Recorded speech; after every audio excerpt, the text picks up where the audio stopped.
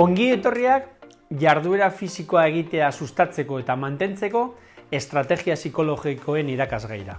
Izenburuak dioen bezala irakasgai honetan jarduera fisikoa egitea sustatzeko eta mantentzeko hainbat estrategia psikologiko aplikatzen ikasiko dituzu zure lanean. Jarduera fisikoa da gizakiok gure osasuna zaintzeko behar dugun benetako botika. Mugimendua osasuna da eta mugimendurik gabe osasuna pentsaezina da. Ezagutza hau izan arren, jarduera fisikoaren maila jaisten ari da munduan adin guztietan, eta bizimodu sedentarioa areagotzen ari da. Munduko osasun erakundearen arabera, jarduera fisikorik eza da laugarren hilkortasun arrisku faktore garrantzitsuena. Osasunerako botikarik onena daukagu, merkea eta albo ondoriorik gabea, baina jendeak ez du botika hau hartu nahi eta ez du botika hartzen. Irakasgaian zehar ikusiko dugun bezala, pertsona, talde eta komunitateak aktibo izateko probabilitatean elementu askok eragiten dute. Batzuk ingurukoak, besteak norbanakoak. Baina pertsona eta taldeengan jokabidea aldaketak eragin nahi badituzu, zure lanean jokabide aldaketa sustatzeko estrategiak aplikatzen ikasi beharko duzu. Zure lanaren funtzio garrantzitsu bat, pertsona horien funtzionamendu psikologikoan eta jokabidean eragitea da. Motivazioa sustatzen ikastea, estresa kontrolatzen, edota autokonfiantza indartzen ikastea. Eta horretarako zure lanean estrategia psikologiko erraz, baina eraginkorrak aplikatzen ikasi beharko duzu. Pertsonekin konektatzen eta komunikatzen. Aldagai psikologikoak ebaluatzen. Espektatibak kontrolatzen, helburu eraginkorrak ezartzen, feedback eta errefortzu egokiak ematen, pertsonak lortutako emaitzen atribuzio egoki bat egiten. Irakasgai honek guztira 4 gai izango ditu.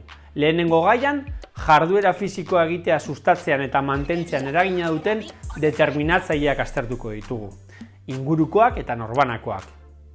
Bigarren gaian, jokabidea eta jokabidea aldaketaz hitz egingo dugu. Hirugarren gaian aldiz, jarduera fisikoaren eragiten duten 3 aldagai psikologiko aztertuko ditugu. Motivazioa, estresa eta autokonfiantza.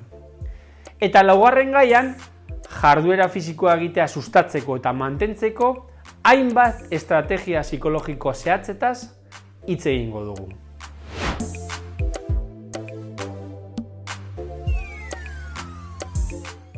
Ikerlariak urte askoan saiatu dira aztertzen zeintzuk diren portaeraren faktore erabakigarriak jarduera eta ariketa fisikoari dagokionean. Faktore askok eragiten dute pertsona, talde edo komunitate bat fisikoki aktiboa izateko probabilitatean. Faktore horiek pertsonalak edo ingurukoak izan daitezke. Faktore pertsonali dagokionean, generoa, adina, gainpisua edo obesitatea, motivazioa eta autoefikazia, edo eta jarduera fisikoarekiko izandako esperientziak aurkitu ditazkegu. Adibidez, gizonak emakumezkoak baino aktiboagoak izan ohi dira.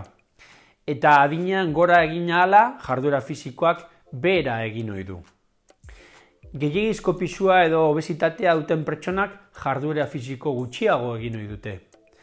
Eta jarduera fisiko gehiago egiten duten pertsonen artean, motivazio eta autokonfiantza altuagoa ikus dezakegu, eta jokabide autorregulazio gaitasun handiagoa. Jarduera fisikoaren iraganean izandako esperientziek ere determinatu dezakete etorkizuneko praktika.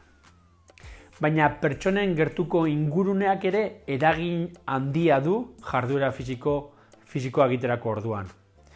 Ingurune sozialak, ingurune fisikoak, eta jarduera fisikoaren ezaugarriek asko erraztu edo zaildu dezakete jarduera fisikoa erregulartasunez egitea. Adibidez, maila sozioekonomiko eta hezkuntza maila altuago duten pertsonak aktiboagoak izan ohi dira. Badakigu bestetik kultura eta jatorri etniko batzutan jarduera fisiko gutxiago egiten dela. Babes soziala funtsezko alderdia da jarduera fisikoa burutzerako orduan. Bikoteak, familiak, lagunek eragin handia izan ditzakete honetan. Inguru fisikoak ere garrantzia badu eta handia.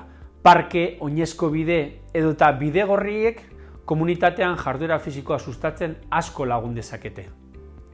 Lantokitik edota etxetik kirolgunera daukagun distantziak ere eragina du jarduera fisiko mailan. Klimak edota urtaroak ere eragina dute. Badakigu neguan jarduera fisiko gutxiago egiten dela udan baino. Jarduera fisikoaren ezaugarriek ere eragin handia dute. Pertsonaren ohituraren eta gaitasun fisikoaren arabera jardueraren intentsitatea, maiztasuna eta iraupena egokitzea ezinbestekoa da. Taldean egindako jarduera fisikoak arrakasta handiagoa izan ohi dute. Eta azkenik esan, jarduera fisikoa gidatuko duen profesionalaren lidergo gaitasuna ere oso elementu garrantzitsua dela jarduera fisikoa sustatzerako eta mantentzerako orduan. Ikus dezakegun bezala, faktore askok eragiten dute pertsonen, taldeen eta komunitateen jarduera fisikoa sustatu eta mantentzerako orduan. Faktore horiek pertsonalak edo eta ingurukoak izan daitezke. Garrantzitsua da pertsona bat orientatzerako orduan, bere errealitate sozioekonomiko eta pertsonala ongi ulertzea. Baita bere biografia ongi ulertzea ere. Pertsona horren ingurua, bizimodua, hezkuntza, lan egiteko modua, erlazionatzeko modua, edo eta aisialdiaz gozatzeko modua ongi ulertzea.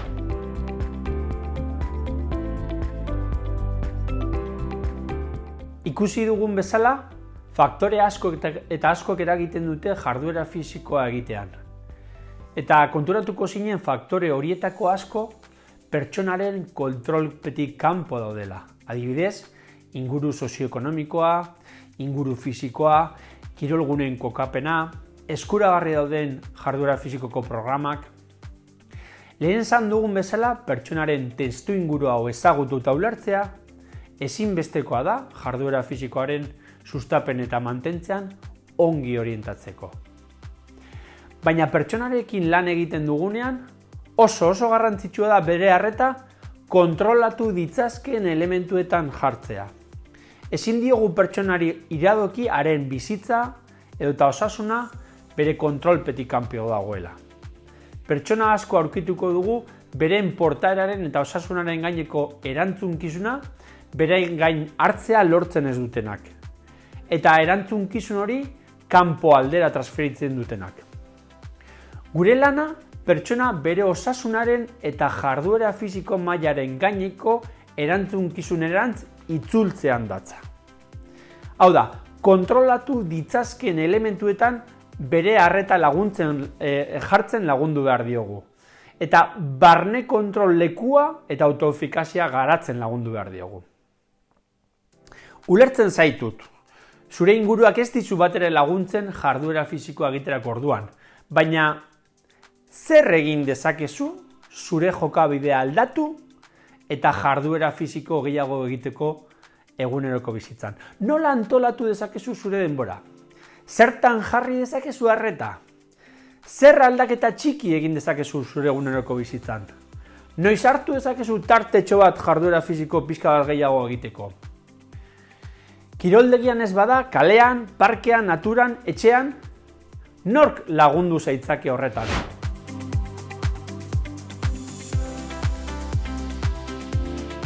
Gaur egun, jokabide eta jokabide aldaketaren inguruan gaizki ulertu asko daude zabalduta. Sarri entzuten ditugu, nahi baduzu ahal duzu edo jarduera fisikorik egiten ez baduzu, nahi ez duzulako da. Mezu hauek oso kaltegarriak izan daitezke, beren osasuna hobetzeko jokabide aldaketaren bat egin nahian dabiltzan pertsonentzako. Gainera, ez dute jokabidearen eta jokabide aldaketaren errealitate konplexua islatzen eta kontutan hartzen. Pertsonen jokabidea edo portaera, beren fisiologia, psikologia eta ingurune fisiko sozioekonomikoaren arteko elkarri eraginetik sortzen da, eta bizitzan zeharreko ikaskuntza baten ondorioa da. Pertsonen jokabidean eragina dauka bere garunak, gorputzak, fisiologiak, emozioek, pentsamenduek, sinismenek, harremanek, inguru fisiko eta sozialak, gizartean daukan estatusak eta bizitzan zehar izandako ikaskuntzak. Jokabidea egoera ezberdineri aurre emateko organismoak egiten duen saiakera bada. Hau da, arazo bat konpontzeko, sufrimendua arintzeko, sari edo helburu bat lortzeko ahaleginetik sortzen da. Beraz, ez dago ausazko jokabiderik. Itxuraz, zentzurik gabeko jokabideek, jokabide razionalek, automatikoek, konpultsiboek edo osasunaren aurka dijoazen jokabideek ere badute beren izateko arrazoia.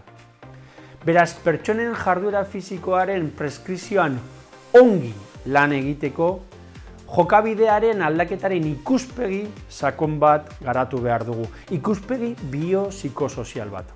Jokabidea ez da nahiaz bakarrik aldatzen. Jokabidea ez da informazio emanaz bakarrik aldatzen. Ausartuko nintzateke esatera, gaur egun mundu honetan ez dagoela inor jarduera fisikoaren garrantziaz ez dakienik. Bestetik, pertsona asko ere ikus ditzazkegu jarduera fisikoaren inguruan jokabide aldaketa bat burutu nahi dutenak, baina lortzen ez dutenak. Jokabide aldaketak hainbat gaitasunen entrenamendua eta garapena eskatzen du. Barne kontrola garatzea eskatzen du. Jokabidearen autorregulazio gaitasunak garatzea eskatzen ditu. Jarduera fisikoaz gozatzeko eta disfrutatzeko gaitasuna garatzea eskatzen du. Eta ikaskuntza guztiak bezala beren prozesua behar du honek ere bai. Beraz, jarduera fisikoaren sustatzaile bezala pertsonekiko empatia garatu behar dugu eta gizakiaren jokabidearen aniztasuna eta konplexutasuna ulertu eta onartu behar dugu.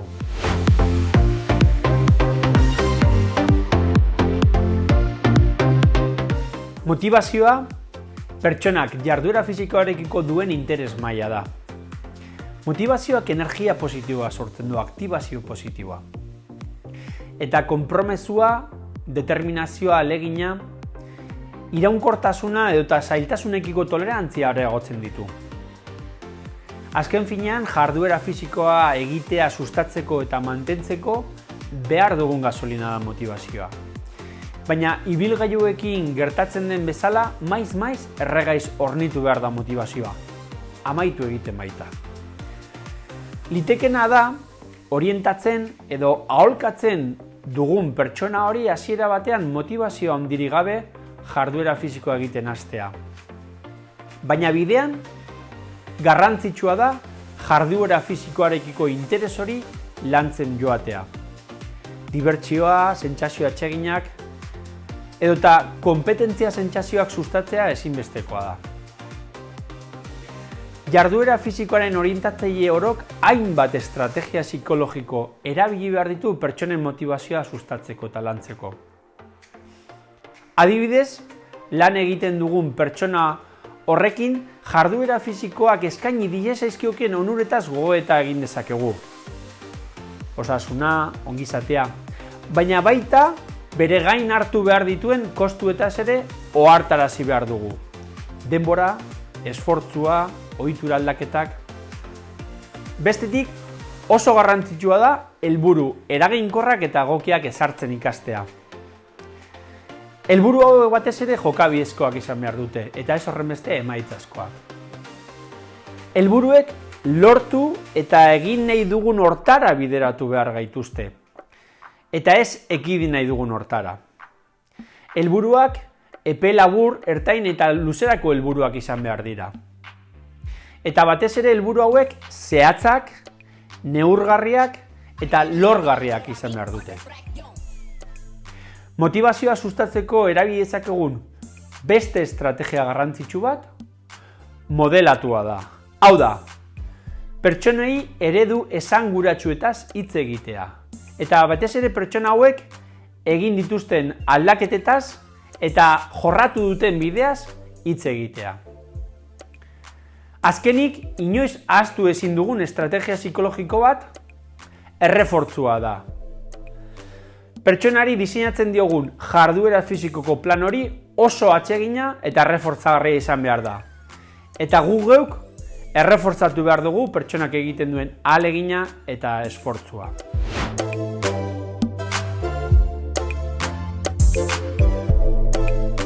Garrantzitsua da pertsonengan jarduera fisikoarekiko interesa eta motivazioa pizten saiatzea.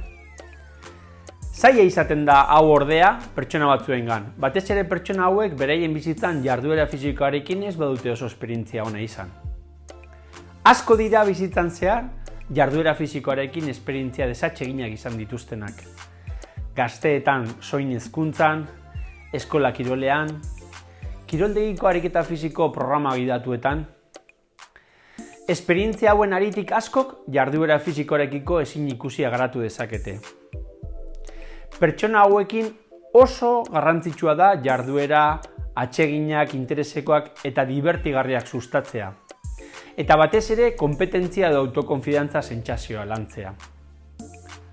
Oro har, jarduera fisikoa egitea mantentzeko ezinbestekoa da pertsonengan autokonfidantza indartzea. Inork ez du konpromisorik hartzen gaitasunik gabe sentitzen den jarduera batekin. Pertsonengan autokonfidantza eta autoefikazia garatzeko hainbat estrategia aplikatu ditzakegu gure lanean. Bat, espektatibak kontrolatu eta egokitu. Espektatiba realista batek autokonfidantza indartzen du. Bi, jarri pertsonen arreta kontrolatzen dituzten elementuetan, jokabideetan, emaitzetan baino. Horretarako, ezinbestekoa da jokabidezko helburu errealista eta lorgarriak ezartzea. 3. Jarduera fisiko plana pertsonaren ezaugarri eta interesetara egokitzea oso garrantzitsua da, esperientzia arrakastatsuak eta atseginak sortzeko. Arrakasta esperientzia autokonfiantzaren oinarria baita. Eta 4. Lagundu diezaiogun pertsonei izatenen ari den aurrerapenak eta lorpenetaz jabetzen. Eta batez ere aurrerapen horiek lortzeko egiten ari dena baloratzen.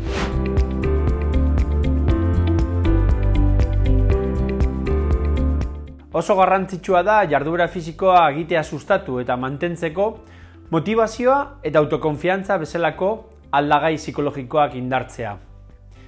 Gai honetan, jarduera fisikoaren preskripzio egoki bat egiteko gure lanean aplikatu beharko genituzken beste hainbat estrategia psikologiko landuko ditugu. Pertsonengan jokabide aldaketa sustatzeko badira ahaztu ezin ditugun pausu batzuk. Bat, pertsonarekin kontaktatu eta konexion bat ezarri. Hortarako, pertsona horrekiko empatia landu beharko dugu. 2. Hainbat aldagai psikologiko eta sozial ebaluatu.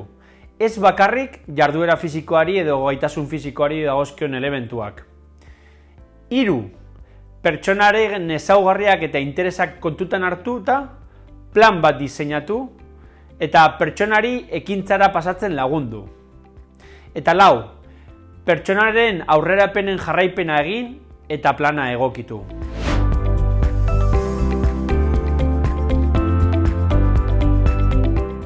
Pertsonengan jokabide aldaketa bat bultzatzeko, lehenengo urratsa pertsona horrekin konektatzea da.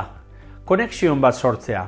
Edota psikologian esaten dugun bezala, raport egoki bat ezartzea. Nik esango nuke pausuri garrantzitsuena dela. Orientazio prozesuko gakoetako bat. Ez badugu pertsonarekin konektatzen, oso zaila izango da aldaketak sustatzea. Gainera, pertsonarekin konexion bat ezartzeko helburu hau lehenbailen lortu behar da. Eta prozesu osoan zehar elikatu. Naiz eta orientazio prozesuko elementuri garrantzitsuena izan, askotan ez diogu arreta gehiegi jartzen. Helburu hau lortzeko, zenbait komunikazio trebetasun garatu beharko genituzke. Ahaztu egiten zaigu jokabide aldaketak sustatzeko eta mantentzeko gure eskuetan daukagun puntako teknologiarik handiena komunikazioa dela. Pertsonekin eraginkortasunez komunikatzeko gai ez bagara, kalitate eskaseko orientazioa edota aholkularitza eskainiko dugu. Komunikazioaren helburu nagusia orientatzen dugun pertsona, eroso, errespetatua eta duin sentitzean datza. Horretarako, adeitsuak izan behar gara. Errespetuz tratatu behar dugu pertsona, eta ez dugu mehatxuzko galdera edota iruzkinik egin behar. Bestetik, empatia landu behar dugu. Empatia sustatzen duten gauzak eginaz. Empatian inbertitzeko beharrezkoa da benetako interesez eta hurbiltasunez entzutea. Epaitu gabe, sintonia emozional berean eta pertsonari erakustea benetan ulertzen eta onartzen dugula. Empatia da pertsonaren esperientzia pertsonalen mundura sartzeko ate bakarra eta bere helburuak lortzen laguntzeko bide bakarra.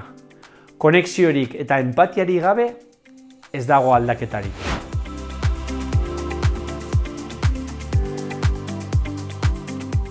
Jarduera fisikoaren preskripzio egoki bat egiteko ezinbestekoa da gaitasun fisikoaz gain pertsonaren alderdi sozial eta psikologiko batzuk ezagutu eta ebaluatzea.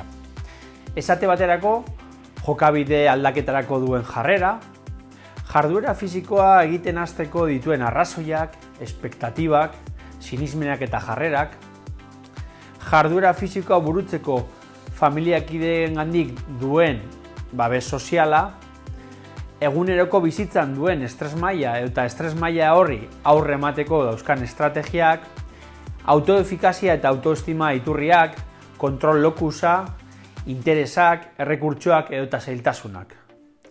Jarduera fisikoaren preskripzio egoki bat egiteko ezinbestekoa da alderdi guzti hauek kontutan hartzea. Neurtzen ez dena ez baita hobetzen.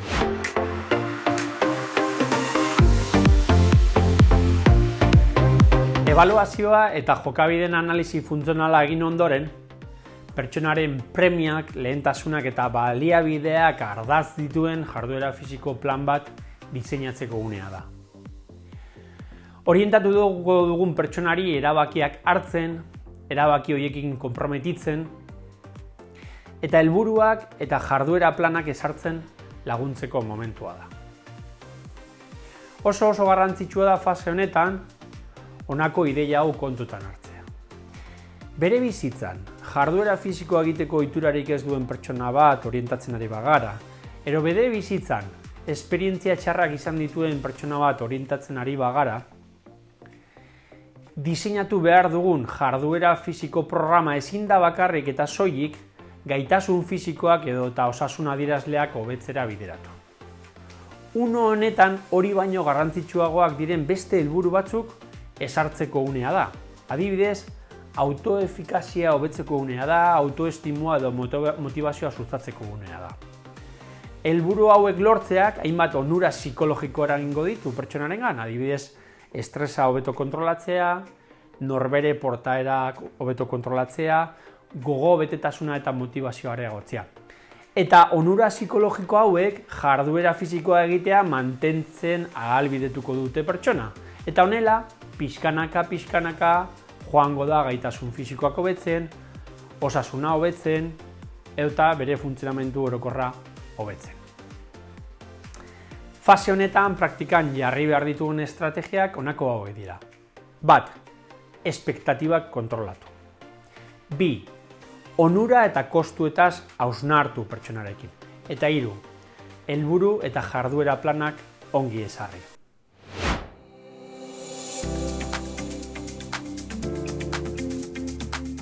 Behin, orientatzen ari garen pertsona martxan jarri denean, eta gogoratu, ekintzari gabe ez dagoela hobekuntzarik eta gure benetako lana pertsona martxan jartzea dela, pertsona egiten ari den bide horren jarraipen bat egin behar dugu. Jokabide aldaketaren klabeetako bat, pertsona burutzen ari den jokabideen jarraipen estu bat egitean datza. Helburuak eta batez ere jokabidezko helburuak ezartzeak ez du inolako zentzurik helburu horiek ebaluatu eta baloratzen ez baditugu. Horretarako oso garrantzitsua da jarraipena egitea.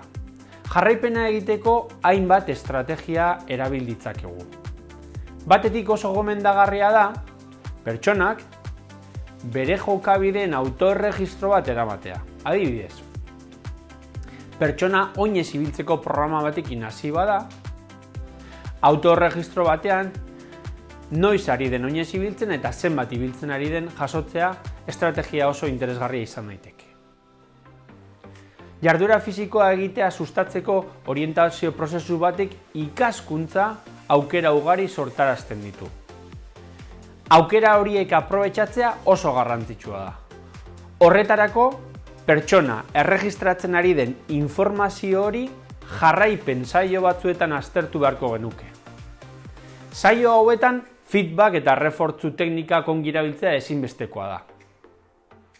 Eta batez ere, jarraipen saio hauetan, pertsonaren jokabidea baloratu beharko genuke eta horren beste emaitza.